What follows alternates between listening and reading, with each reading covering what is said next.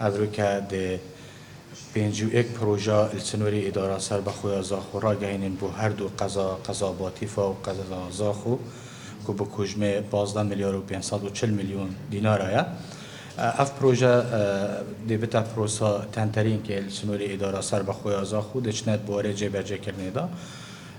حتما او پروژه نه اوی کو راستا خو گریدای به جیان خلق ما او پروژه نه اوی کو خدمت گزاری نه زیاتر ریکن و کاربای و آو و هندک پروژه دیه جورا و جورنیت تندرستی نشه هر وقت من دوید اشارت بابت که دیدم که پیش چند روزه که ما کمبینه که تایبت کرد بو هندک که هم گرنگیه که زیادر بدینه کسکاتی السنوری اداره سر بخوی زاخوب هر دو قضا و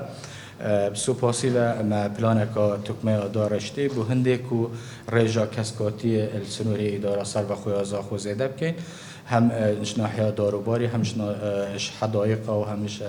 بیشتر افشوستید کد نافذا خود هی هم دیگرنگی که باش دینه ملویر داخوازی که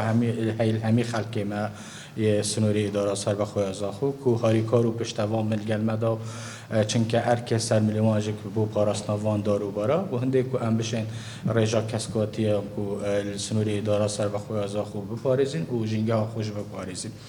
برایزان دیسا مویا اشارتی ببدم که اف رجاهاتی دستشان کرنه بو هر دو قضا رجا 45 صد مدا قضا باطیفا بو هنده که قضا اکانیه و زیادتر گرنگیه بو قضا بدن سر رای وی که هندک پروژه دیجک ما بو قضا باطیفا هن ان شاء الله آینده اوش کبنه کاری دا